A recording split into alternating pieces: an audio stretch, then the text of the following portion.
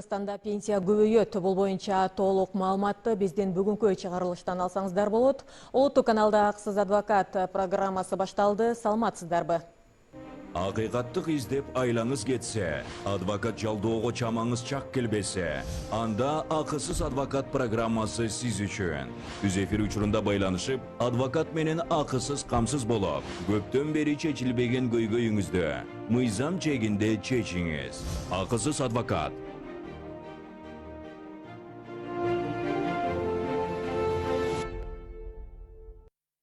Министрлер кабинети кабыл алган пенсияны индексациялоо боюнча токтомго ылайык 1 октябрдан баштап Кыргызстанда пенсиянын өлчөмү көбөйөт. Бул боюнча калкка толук маалымат берүү үчүн бүгүн биздин студиябызга социалдык фонддон коомчулук менен иш алып баруу башкармалыгынын башчысы Жеңишбек Мукамбетов келген. Саламатсызбы?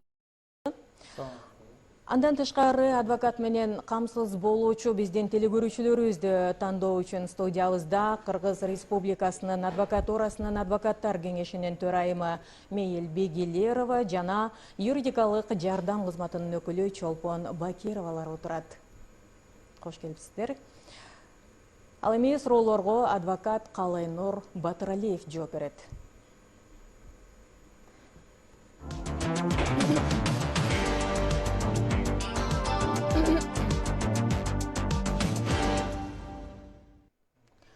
Жеңишбек Уркалыевич, айтсаңыз, 1 октябрдан баштап кимдердин пенсиясы канча сомго чейин көбөйөт? Рахмат, эң башкысы бул токтомго ылайык Кыргыз Республикасынын мамлекеттик пенсиялык социалдык камсыздандыруу жөнүндө жарандык пенсиялардын камсыздандыруу бөлүктөрү көбөйөткөн болуп атат. Эмне үчүн мен бул мыйзамды айтып кетип атам, анткени бизде башка күч түзүмдөрүнүн дагы пенсия алуучулар бар. Ошондуктан ушул жарандык сектордагы пенсия алуучуларга гана тиешелүү. Бул жерде жаш курагы дагы бар, майыптыгы да бар жана баккан адамдан айрылгандыгы боюнча пенсиялар бар. Ошондуктан ушул стаж аркылуу иштеп тапкан өзүнүн кошкон салымына жараша чегерилген пенсиялар 1 октябрга чейинки чегерилген пенсияларга камсыздандыруу бөлүктөрү 50 миңден ашпаган пенсиялардын камсыздандыруу бөлүктөрүн 10%га жогорулатуу менен көбөйтүү жүргүзүлүп атат. Ошол эле учурда көбөйтүүнүн эң төмөнкү босогосу 600 сомдон кем эмес деп белгиленди. Өзүңүздөргө белгилүү болгондой, былтыркы жылы 1 октябрдан баштап президенттин жарлыгына ылайык эң төмөнкү пенсиянын өлчөмү 6900 сомго жеткирилген эле. Ошондо эгер 6900 алып жүргөн болсо, ал адамдардын пенсияларынын өлчөмүнүн базалык бөлүгүн алып салганда 10% төмөнүрөөк көрсөткүчтү берет, 600 сомго жетпейт. Ошондуктан баягы чоңураак өлчөмдө кошолуу деген максатта бюджеттин алкагында 600 сомдон кем эмес кошулмак болуп атат. Ошондо 1 октябрдан баштап 7500 сом болот да, пенсиянын эң төмөнкү өлчөмү. Ооба. Эми мыйзамда каралган баягы пенсиянын өлчөмдөрүнөн сырткары деп айтабыз, анткени ал жерде майыптык боюнча 3-топтогу майыптык пенсиялардын өлчөмү бир аз башкачараак эсептелет. Жана баккан адамдан айрылгандыгы боюнча пенсия бул ошол багуусунда болгон адамдын санына жараша эсептелгендиктен 600 сом эмес башкача өлчөмдө кошулушу мүмкүн. Бирок бул категориядагылар өтө аз санды түзөт. Ошондуктан басымдуу бөлүгү 600 сомдон кем эмес алат. Бирок андан жогору болушу мүмкүн, бирок кем болбойт. Ал эми 50 миң сомдон ашыгыраак камсыздандыруу бөлүктөрүнүн өлчөмү бар пенсиялар, алар үчүн 5 миң сом өлчөмүндө көбөйө турган болду. Бул жерде аз камсыз болгон жарандарыбыздын пенсияларын дагы карадык жана көп пенсия алгандардын. Анткени калк арасында баягы пикирлер ушундай жаралып атат. Эмнеге көп алгандарга көп кошосуңар, аз алгандарга аз кошосуңар деп. Бул көп жылдан бери келе жаткан көйгөй. Биз ошол эле учурда калктын баягы жашоо минимумуна жеткире турган өлчөмүнөн кем эмес кошконго аракет кылабыз. Андан сырткары баалардын өсүшүн жана орточо айлык акынын өлчөмдөрүнүн көлөмүнүн өлчөмдөрүнүн өсүшүнү эске алып ошол экөөнүн көрсөткүчүн божомолду орточо пайызын чыгарабыз. Ошондо быйылкы жылда 10% чыкты. Бул эми каяктан алынган цифралар деп таң калышпасын биздин пенсионерлер. Бул улуттук статистикалык комитеттин расмий маалыматтарына таянып, биз ошого жараша анан көбөйтүүнү жүргүзөбүз. Жыл сайын бул көбөйтүүгө социалдык фонддун бюджетин мыйзам түрүндө бекиткен учурда өткөн жылдыкы, келерки жыл анан болочоктогу божомол пландарыбызды бекиткен учурда бекитилет. Жарым жылдыктын топтолгон камсыздандыруу төгүмдөрүнүн өлчөмдөрүнө жараша пландын аткарылышы азыр эми билесиздер, салык кызматы жыйнап берип атат социалдык төлөмдөрдү. Ошондуктан ал жактан пландын аткарылышына жараша анан биз күзгү айларга бекитип, ошол күзгү айларда 1-октябрдан баштап деп көбөйтүп атабыз. Бул көбөйтүүгө божомол менен октябрь, ноябрь, декабрь айларына 2 миллиард 44 миллион сомдун тегерегинде 3 айга кошумча каражат талап кылынат. Бирок урматтуу пенсионерлерибиз кабатырланбаса болот, анткени бул социалдык фонддун бюджетинде каралган чекте төлөнүп берилет. Эч кандай кармалуу болбойт. Буюрса, азыркы күндө биз толугу менен кайра эсептөө иштерин жерлерде аймактык башкармалыктар толугу менен эсептеп чыгарышты. Эми 1-октябрдан баштап тизмелери банкка жана почта кызматына жаңы өлчөмдө коюлуп берилет дагы, 10-числодон каржылоо башталат. Мына ошол 10% өлчөмү мурункуга салыштырмалуу азбы же көппү көбөйтүү? Мурунку жылдарга салыштырмалуу азыраак, бирок бул экономикалык абалга байланыштуу. Эмне үчүн мурдагы жылы 38%, былтыр 18%, быйыл 10%га көтөрүп атканыбыздын негизги себептеринин бири каржылоо булактарынын эң басымдуу бөлүгү бул ушул учурда иштеп жаткан камсыздандырылган адамдардын айлыктарынан түшкөн камсыздандыруу төгүмдөрүнүн эсебинен бюджет калыптанат. Ошондуктан басымдуу бөлүгү ошол жактан түшкөндүктөн быйылкы жылдагы коюлган планга жараша 10%га көтөргөнгө мүмкүнчүлүк болду. Мурунку жылдары эсиңиздерде болсо, биздин көп тармактардагы айлыктардын өлчөмдөрү кескин түрдө өскөн 2023-2024 жылдары. Ошол себептен төгүмдөрдүн эсебинен бюджетибиз чоңойгон үчүн жанагындай пайыздарга көтөргөнгө мүмкүнчүлүк болгон. Азыркы учурда 10%га көтөрүп атабыз. Ошону менен 1-октябрдан баштап жаңы өлчөмдөрдү ала башташат. Дагы бир айта кете турган нерсе, 1-октябрдан кийин чыккандардын пенсияларынын өлчөмү канча болот деген суроо жаралышы мүмкүн. Бул 1-октябрдан кийинкилердин пенсияларынын эң төмөнкү өлчөмү 6900 эмес 7100 сомду түзмөк болуп атат. Анткени пенсионердин жашоо минимуму тууралуу маалыматка ылайык 7065 сомдун тегерегинде экен. Биз ошол жашоо минимумунан жогорураак кылып 7100 сом өлчөмүндө жаңы чыккан пенсиялардын өлчөмүн ошого жеткизип атабыз.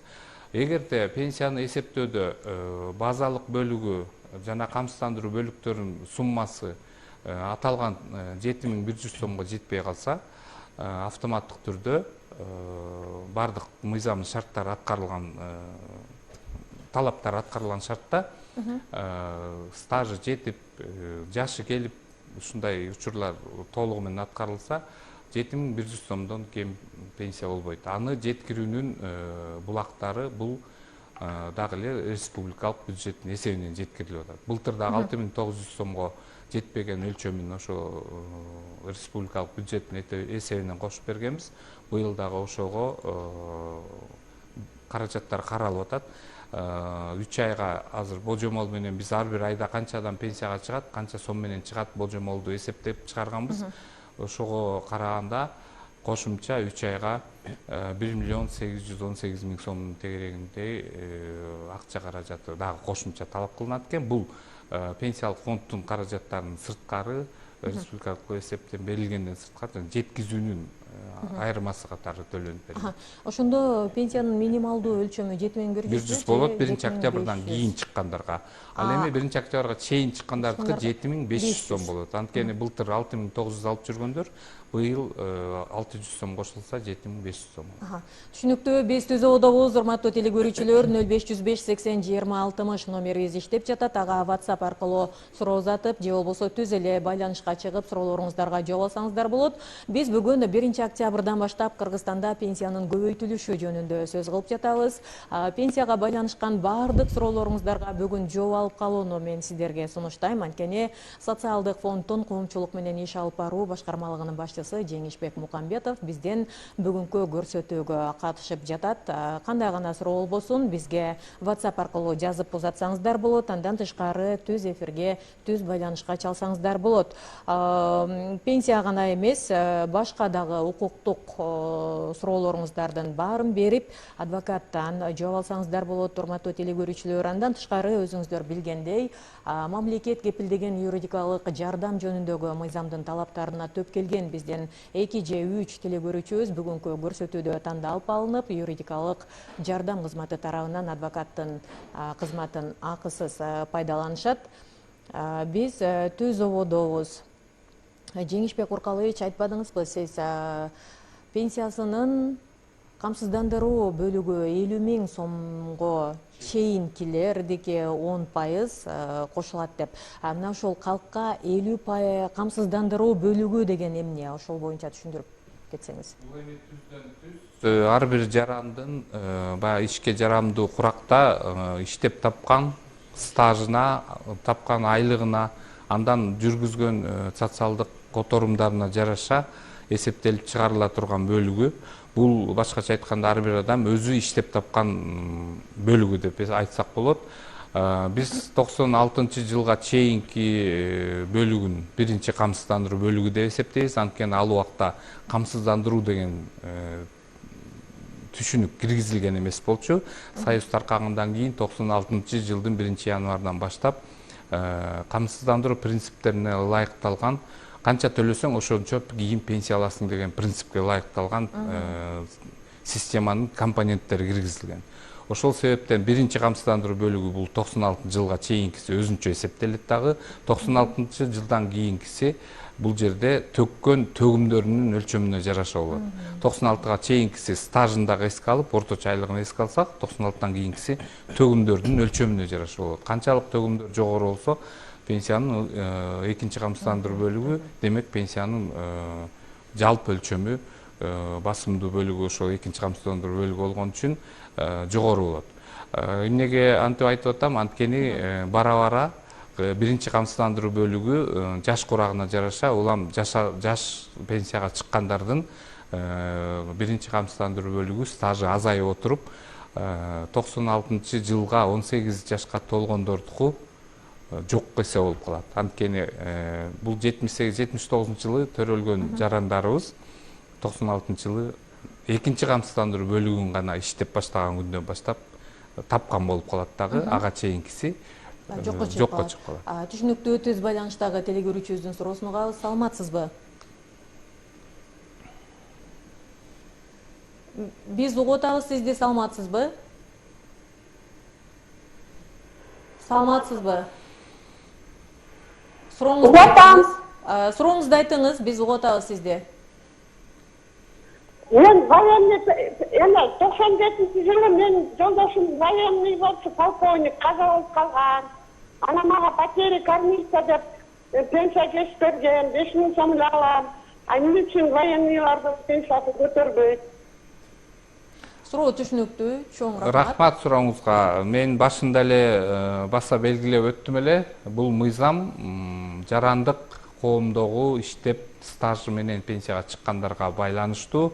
Ал эми аскер кызматындагыларды пенсия менен камсыздоо бул башка мыйзам менен жоболоштурулат дагы. Ал жерде пенсиялык фонддун эсебинен эмес, толугу менен республикалык бюджеттин эсебинен каржылана турган пенсиялар. Ошондуктан ал жакта көбөйтүүлөр кандай учурда кайсы булактардан канча өлчөмдө өзгөрө турганы боюнча тилекке каршы биз иш алып барбайбыз. Ошондуктан азыр жооп бериш мага туура эмес болуп калат. Мен ал ведомстволордун, министрликтердин тиешелүү ведомство же болбосо министрликке кайрылып билиш керек.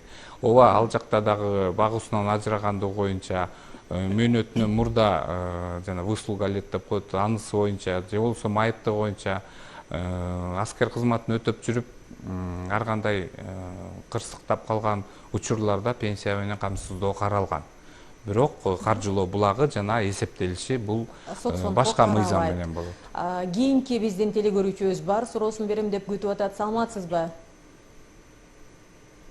Саламатсызбы? Биз сизди угуп атабыз. Мен жанагы Жалал Абад областынын Долкен районунан Кабылдын Карабекова. Российский САЗ деген Кыргызстанда кандай чечилип атат? Кандай дейсиз? Российский САЗ деген бар экен го, пенсионерлерге. Бул эми сиз жанагы Евразиялык экономикалык биримдигине мүчө мамлекеттердин ортосундагы келишим боюнча айтып атат окшойсуз. Бул келишим кыйынчылык менен, талаш тартыш менен 2015-жылдан баштап талкууланып отуруп, 19-жылы 20-жылы кол коюлган, 19-жылы 21-жылдын 1-январынан баштап гана күчүнө кирди. Азыркы учурда эгерде тууган туушкандарыңыздар Россия Федерациясына расмий түрдө эмгектенип жаткан болсо, ал жака пенсиялык фондко каражаттарды төгүп турса, 21-жылдан кийинкисин Кыргызстанга келген учурда пенсия түрүндө Россия Федерациясынын мыйзамдарына ылайык укугу келгенде бизге пенсия түрүндө бир бөлүгү катары 3 ай сайын экспорттап которуп турганга мүмкүнчүлүк түзүлдү. Ошондой эле Россия Федерациясынын жарандары да Кыргызстанда иштеп, бирок кийин өзүн пенсия менен Россиядан камсыз кылса, бизде 21-жылдан кийин топтолгон каражаттары экинчи камсыздандыруу бөлүгү катары эсептелип чыгарылат дагы укугу келген. Ошол мамлекеттин мыйзамдарына туура келген шартта, укугу келген шартта гана которулуп берилет. Эгер кандайдыр бир себептер менен бир тактоо керек болсо, социалдык фонддун жибек жолу 356 деген дарегине кайрылсаңыздар болот. Ал жерде биздин ушул эл аралык келишимдер менен иштеген бөлүм бар. Телефондору 0312 менен 32 46 73 деген телефонго кайрылып тактасаңыздар болот. Бул жерде эми көп мамлекеттер менен бир эле Россия эмес, башка дагы мамлекеттер менен түзүлгөн келишимдер бар, ошого жараша жооп беришет. Кийинки телегөрүүчүбүздүн дагы суроосун угалы. Чалгандар аябай көп болуп атышат. Саламатсызбы? Алло. Угуп атабыз сизди. Салам. Сурооңузду айтыңыз, угуп атабыз сизди. Мен 96 фондко ашка төлөм да, камсыздандырууга фондко. Мен ошо менен чыгып пенсияга. Канча төгөм дейсиз, эмнени? Мен дыйкан чарба бар да. Дыйкан чарбага мен фондко акча төгөм. Мен ошо менен пенсияга чыгам да. Дыйкан чарба аркылуу. Жок, дыйкан чарба аркылуу төккөндөрдүн төгүмдөрү ар бир адамдын жеке камсыздандыруу эсебине түшөт. Ал маалыматтар толугу менен өлчөмдөрү өтө чоң эмес, анткени төгүмдөрдүн өзүнүн өлчөмдөрү өтө аз. Жылына гектарына 300-400 сомдон гана төлөнөт. Анан аны жан башына бөлүп келгенде өтө аз, 6-7 сомдон эле айына чыгып калат. Ошон үчүн сиздердин пенсияңыздар өтө төмөнкү өлчөмдө болуп калган үчүн жанагы президенттин указы менен 6900га жеткизилген. Ошол эле учурда бирок ал төгүлгөн учур стаж катары эсептелет дагы, пенсияга жаш курагы келгенде укук берет. Эгер кандайдыр бир түшүнбөгөн сурооңуздар болсо, жашаган жериңиздер боюнча аймактык башкармалыктарга кайрылсаңыздар толук түшүндүрмө берет. Эми телевизор аркылуу түшүндүрүш кыйын экен. Азыр толугу менен суроосун да бере албай калдык окшойт. Кайрылуучулар дагы көп. Бул жакта 7506 менен аяктаган абоненти иштеп жатып пенсия алган жарандардын пенсиясына квартал сайын кошулабы деген суроо экен. Иштеген пенсионерлердин пенсиясына квартал сайын эмес, жылына бир жолу өткөн жылдын эсебинен кайра эсептөө 1-январга карата жүргүзүлөт. Бирок 1-майга чейин эсептелип чыгат дагы, ошол январдан кийинки эсептелген суммасы менен айырмасын кошумча кылып алат. Бирок жыл сайын жүргүзүлөт. Муну ар бир иштеген жаран билиши керек. Анткени төгүмдөрдү расмий түрдө иштеп которумдарды жүргүзүп турган болсоңуздар, сиздерден эч кандай документ албастан биз 18 жылдан баштап арыз жок эле бизге түшкөн маалыматтын негизинде, ошонун негизинде жыл сайын кайра эсептөөнү жүргүзөбүз. Бирок тилекке каршы отчеттуулуктун жылдын жыйынтыгы толукталганча көп убакыт өтүп кетет экен. Ошондуктан мыйзамга өзгөртүү киргизилип, 1 майга карата толугу менен эсептелип берилет. Бирок январдан беркисин толугу менен айырмасын алат деп белгиленген. Кийинки телегөрүүчүбүздүн суроосун угабыз. Саламатсызбы? Саламатсызбы? Биз сизди угуп атабыз.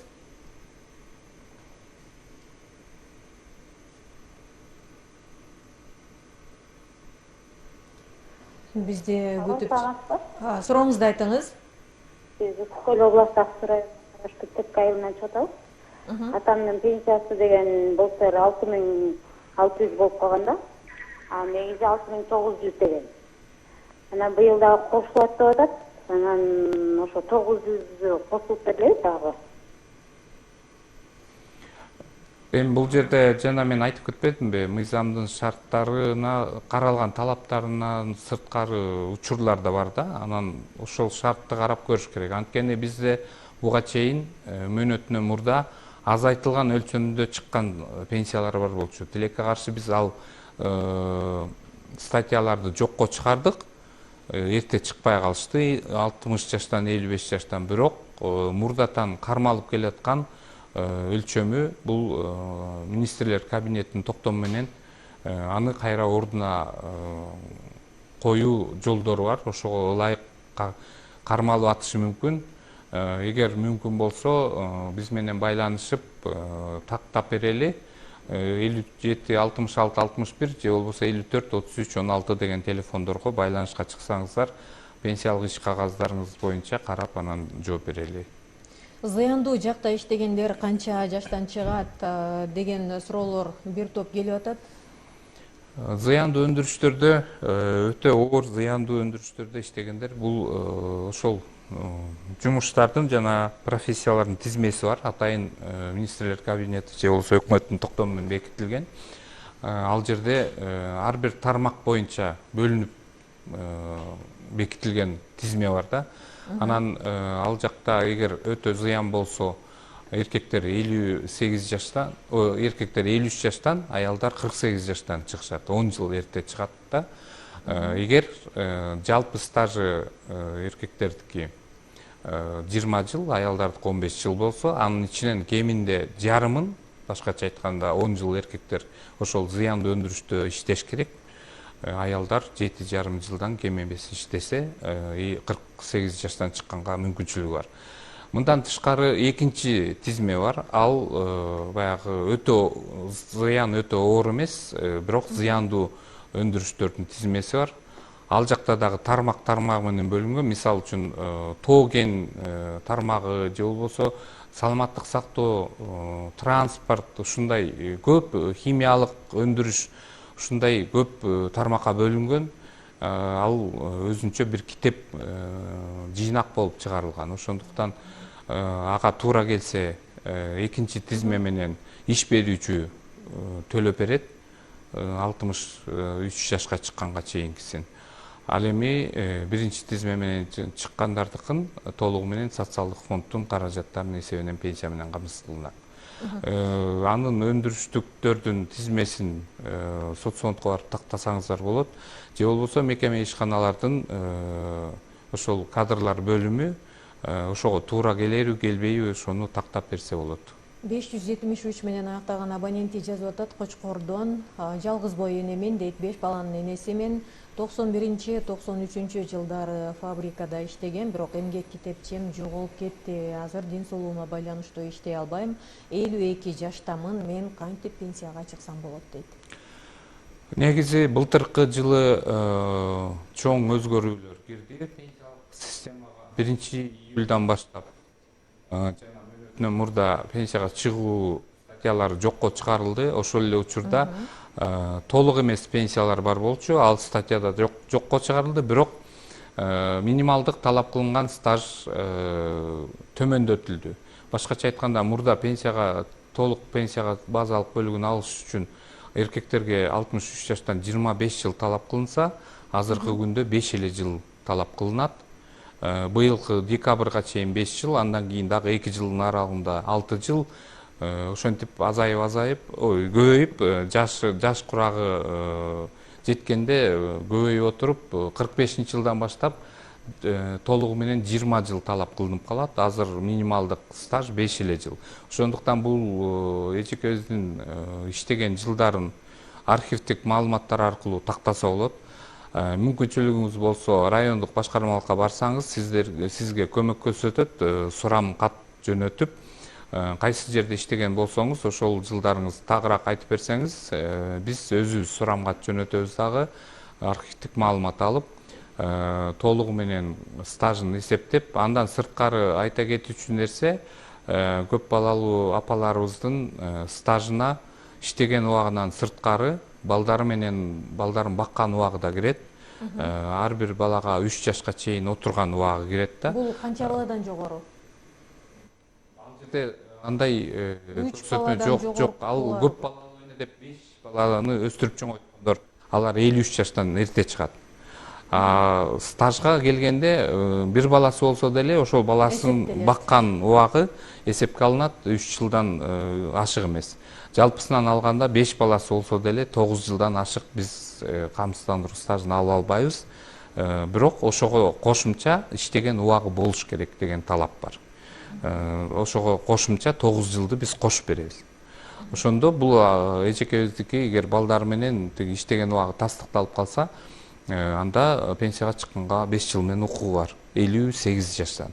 Эгер 15 жылдан кем эмес стажын тастыктап берсе, мисалы үчүн 6 жыл жумушу, 9 жыл балдарын алсак 15 жыл чыгып калат, анда ал апабыз 53 жаштан көп балалуу эне катары чыкканга мүмкүнчүлүгү бар. Бирок 8 жашка чейин баласын, 5-баласын өстүрүп чоңойтуш керек. Кийинки телегөрүүчүбүздүн суроосу: менин атам 36 жылдык эмгек стажы менен пенсияга чыгып, айына 7600 эле сом алат дейт.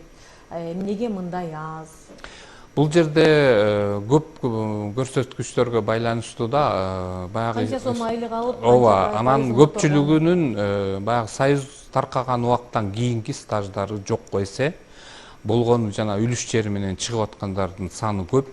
Анан иштегенбиз деп тактап келгенде 96-га чейинки жылкы стажы бар, андан кийинкиси үлүш жер менен чыккан болуп калат да. Мен айтып кеттим, 96-тан кийинкиси стаждан сырткары, бул стаж көрсөткүч катары эле кабыл алынат дагы, пенсияга түздөн түз ошол төккөн акчаларынын өлчөмдөрү таасир этип калат. Ошондуктан эгер жер үлүшүнө аз өлчөмдө акча төлөнсө, пенсиясынын өлчөмү дагы өтө аз болуп калат. Урматтуу телегөрүүчүлөр, бүгүнкү биздин темабыз чындап айтканда өтө актуалдуу. Көптөгөн биздин телегөрүүчүлөрүбүз өз суроолорун берип, түз ободон жооп алганга аракет кылышат. Бирок тилекке каршы биз баарына жооп бере албайбыз түз ободо. Ошондуктан биз шилтемеге суроону калтырууну сунуштайбыз. Мына ошол жака WhatsApp аркылуу барып аткан шилтемеге суроолоруңуздарды калтырып койсоңуздар, ал жакта сөзсүз жооптор болот.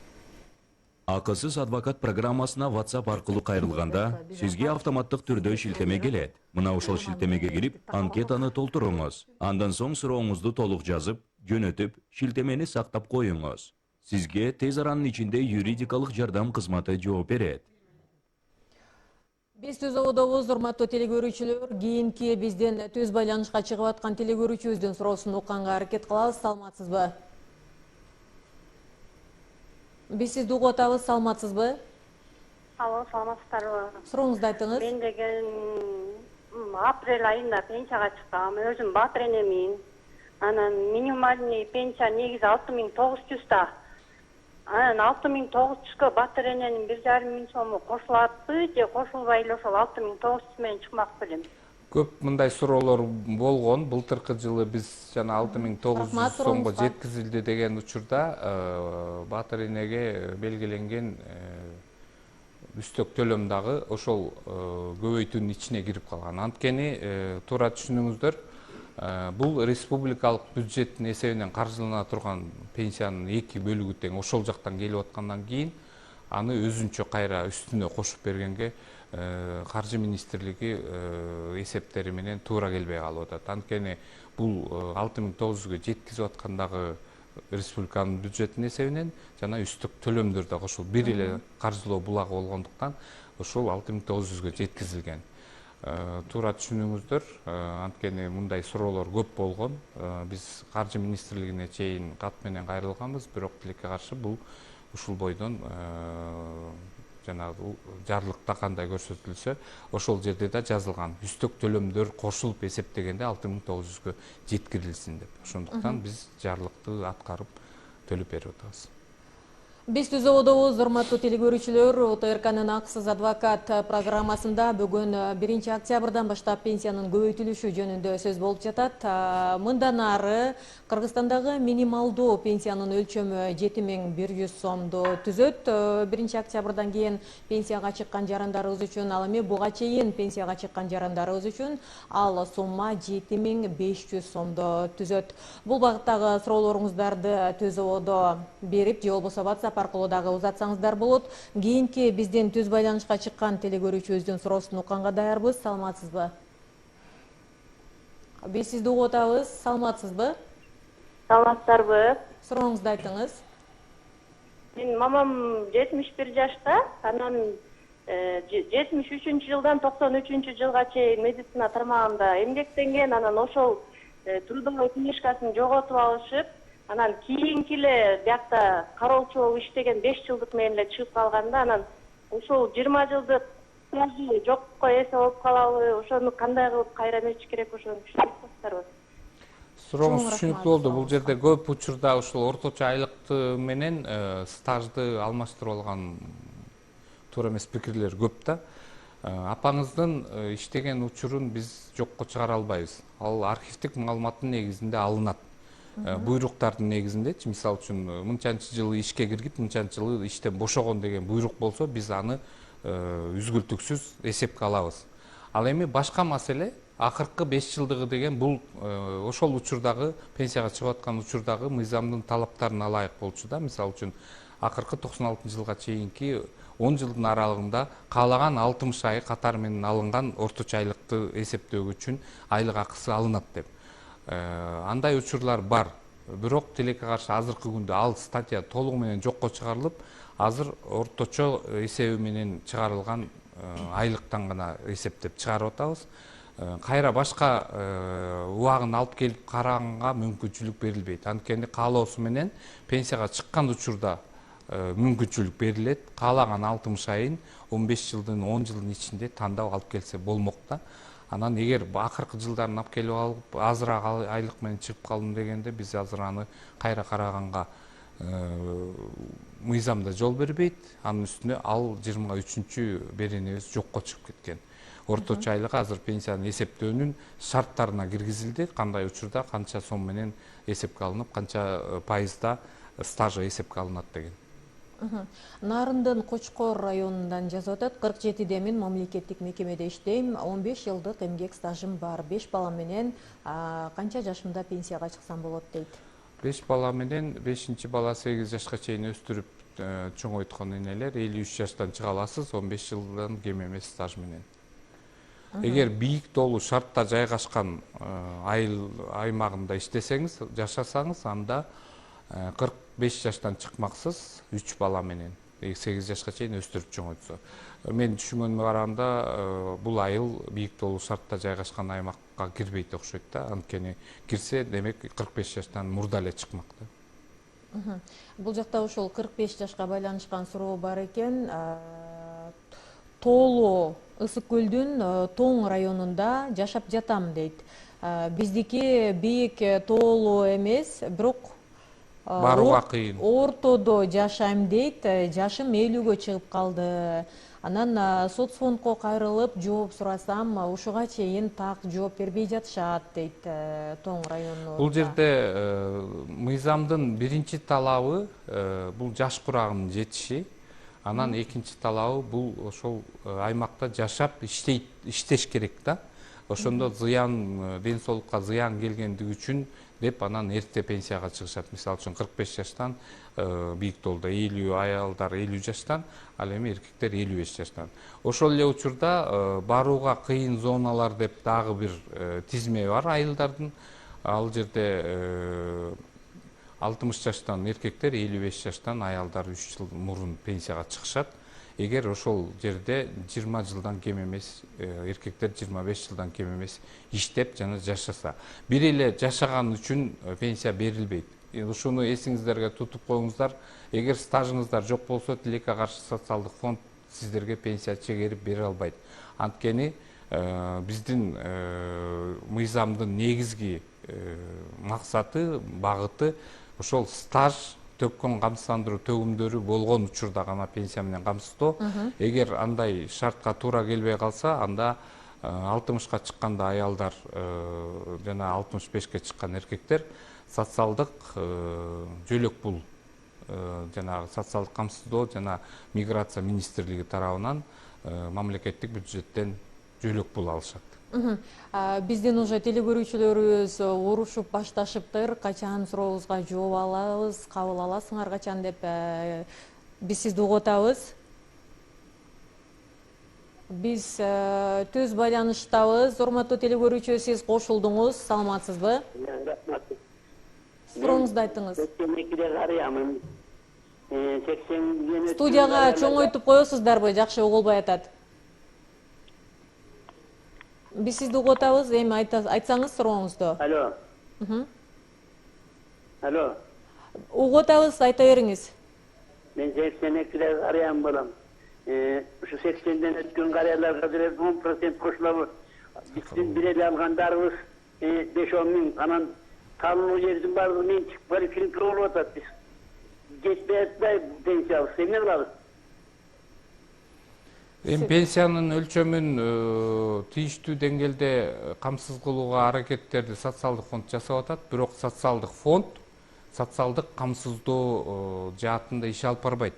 Социалдык фонд өзүнүн мыйзамдын аты айтып тургандай, социалдык камсыздандыруу жөнүндө мыйзамга ылайык төккөн кошкон салымына жараша иш алып барабыз. Ошондуктан ушул нерсени дагы биздин жарандарыбыз көп учурда мындай түшүнүү менен кабыл албай жатышат да.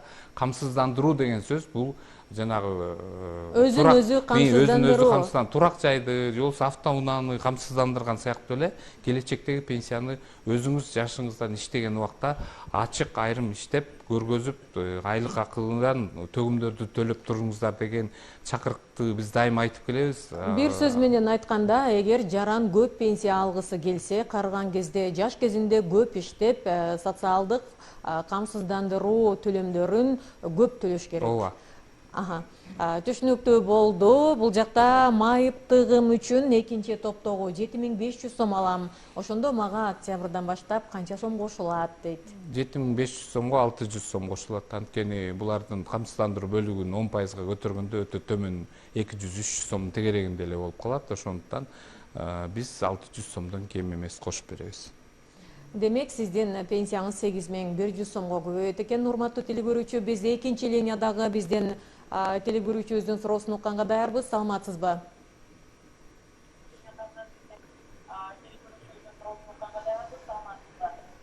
Телевизордун үнүн азайтып, бизге телефондон сурооңузду узатсаңыз. Алло. Угуп атабыз сизди. Саламатсыздар.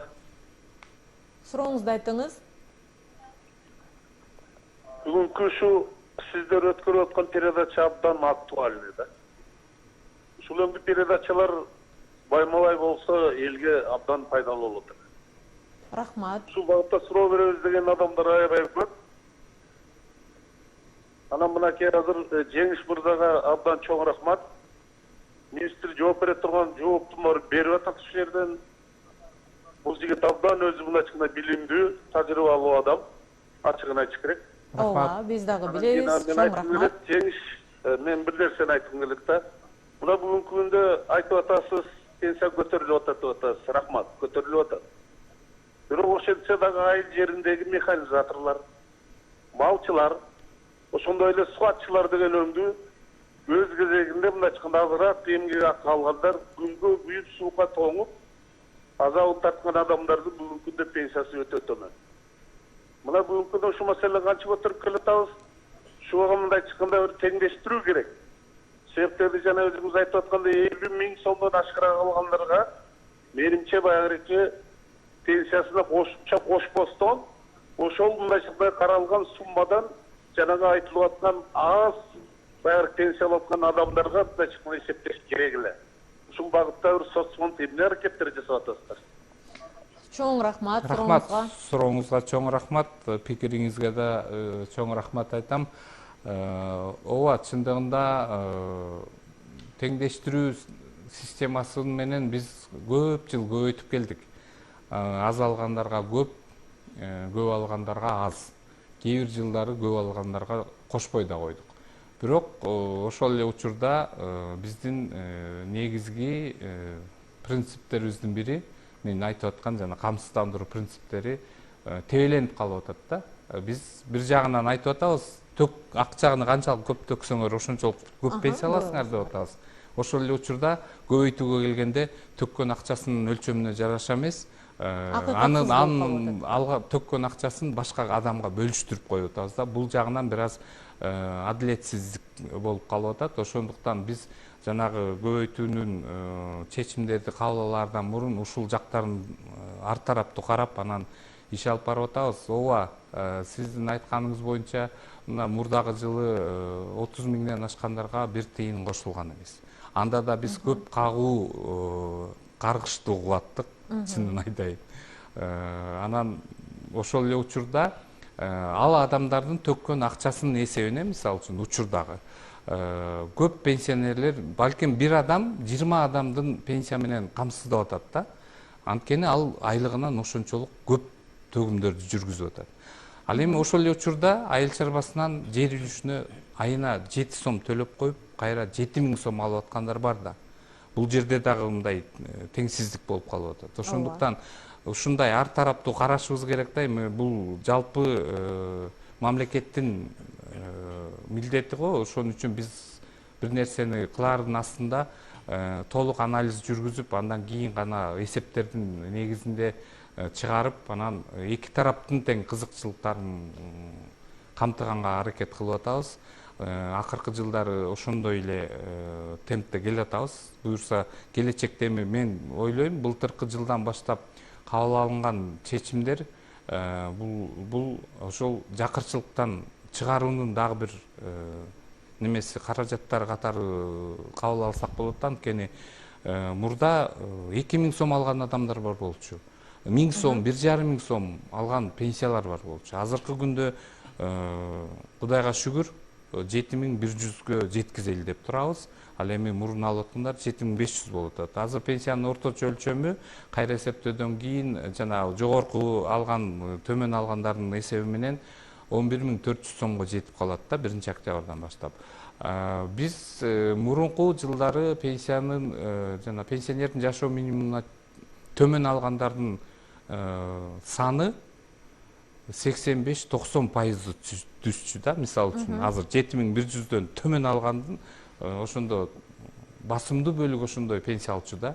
Анан жанагындай көбөйтүүлөрдүн ар тараптуу чечимдердин негизинде көтөрүлүп отуруп, азыркы күндө эми калп айтпасам бир 95% жашоо минимуму менен тең же андан жогору пенсия алып атышат. Түшүнүктүү. Жана сиз айтып өтпөдүңүзбү? Баланы багып үйдө болгон мезгилде дагы энелерге эмгек стажы катары эсептелинет деп. Мына ошол учурда ал кайсы бир мекемеде иштеп, анан кийин эмгек бала багуу өргүсүндө отурган учурда гана эсептелеби же эч жерде иштебестен эле үйүндө өзүнүн баласын багып атса дагы эсептелеби? Эгер ишкана мекеме өндүрүштө иштеген учурунда декреттик өргүүгө чыкса, анда ал учуру эмгек китепчесиндеги жазуу боюнча алынат. 96-жылдан кийин тилекке каршы акча төлөнбөгөн учуру алынбай калат. Мындай учурда биз бала менен отурган учурун алабыз. 96-жылга чейинки мезгилин биз эмгек китепчесинде кандай жазылса, ортосунда бала менен өргүдө отурган убактары деле жумуш катары эсипке кете берет, жумуштан бошомоюнча. Эгер жумуштан бошоп кетсе, анда баласы менен 3 жашка чейин отурду деп эсептейбиз. Бул эч жерде иштебесе эсептелбейт. Эч жерде иштебесе эсептелет. Бирок жанагы 12 айдан кем эмес, жок дегенде бир төлөмдөр жүрүш керек же иши болуш керек да. Такыр эле бир эле бала менен барып эле пенсияга чыгам деген бул туура эмес. Анткени камсыздандыруу мыйзамын бузуп коюп атабыз биз. Ошондуктан бузбаш үчүн биз азыр сунуштап атабыз. Анткени стажды калыбына келтирүү каралган. Артка, мисалы үчүн 96-жылдан баштап жеке камсыздандыруу эсеп киргенден баштап ай сайын ошол региондун, аймактын орточо айлык акысынан 8%-дан кем эмес өлчөмдө төлөсө, бир айлык эсеби менен стажды сатып алса болот деген сөз да.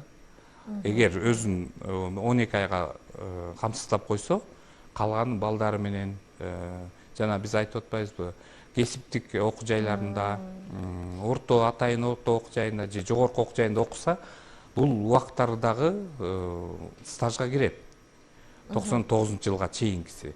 Аскер кызматын өтөгөн убагы кирет. 99-дан кийинкичи? 99-дан кийинкиси жогорку окуу жайда окуган мезгили кирбей калат. Анда ал жерде биз камсыздандыруу төгүмдөрүн төлөш керек деген талап коюлуп калган. Ага чейинкиси алына берет. Түшүнүктүү, биздин убактыбыз соңуна чыгып келатат. Биздин бүгүнкү көрсөтүүнүн алкагында адвокат менен акысыз камсыз боло турган телекөрүүчүлөрүбүздү билүү үчүн анда биз сөз кезегин комиссияга узатабыз. Бүгүнкү күндүн жыйынтыгы боюнча комиссиянын мүчөлөрү 3 жаранды тандап алышты. 2 жаран бул ажырашуу боюнча жана алимент боюнча суроолор менен кайрылышты. Дагы бир адам балдарды жашаган жери аныктоо боюнча суроо менен кайрылышты. Бул жарандар менен биз байланышып, эгерде мыйзам боюнча дал келсе, акысыз адвокат менен мамлекет тараптан камсыз болушат. Улуттук 1-каналдын акысыз адвокат программасы 2021 жылдын сентябрь айынан бери обого чыгып келет. Мына ушул убакыт ичинде миңдеген телекөрүүчүлөр өздөрүнүн укуктук суроолоруна түз ободо жооп алып, жүздөгөн биздин көрүүчүлөрүбүз адвокаттын кызматынан акысыз пайдалана алышты. Алардын оң жыйынтыктоо иштери боюнча биз байма-бай көрсөтүүлөрүбүздү баяндап келебиз. Урматтуу телекөрүүчүлөр, акысыз адвокат программасы ар аптанын дүйшөмбү күндөрү кечки саат 19:05-те сиздердин кызматыңыздарда. Биз бүгүнкү сөз кылган тема боюнча, тактап айтканда, пенсия жана анын көбөйүшү жөнүндө суроолор болсо, Жеңишбек мырза, айтсаңыз, кайсы телефондор аркылуу байланышса болот сиздерге? Социалдык фонддун ишеним телефондору 0312 менен 57 66 61 54 33 16. Мындан тышкары биздин расмий сайт аркылуу дагы кайрылуу жасасаңар болот. Ошол эле учурда түз байланышка 1202 деген телефонго абоненттик телефондордон чалсаңыздар акысыз жооп аласыздар. Жанагы 1202 деген кыска номер. Бул кол борбордун телефону. Алар эртең мененки саат 7-ден кечки саат 10-го чейин кабыл алышат. Эгер иш убактысы бүтүп калган учурда кайрылуу жазган болсоңуздар, кийинки күнү кайра байланышып жооп ала аласыздар. Чалганда жооп болбосо, анда үндү биздин операторлор кайра эртеси күнү байланышып жооп берет. Чалуу акысызбы же абоненттик төлөм алынабы? Уюлдук телефондон акы алынат. Эң жакшы, урматтуу телекөрүүчүлөр, биз бүгүн ОТРКнын акысыз адвокат программасында 1 октябрдан баштап Кыргызстандагы пенсиянын көбөйүшү жөнүндө сөз кылдык. Ага социалдык фонддун коомчулук менен иш алып баруу башкармалыгынын башчысы Жеңишбек Мукамбетов катышты. Ал бул боюнча суроолор болсо, жогоруда айтып өткөн телефондор аркылуу байланышып, өзүңүздөр түз жооп алсаңыздар болот. Дагы кайталай кетем, 1202 кыска номерине жазып, чалып жооп алсаңыздар болот. Кийинки аптада улуттук 1-каналда кайрадан түз ободо амандыкта көрүшөлү.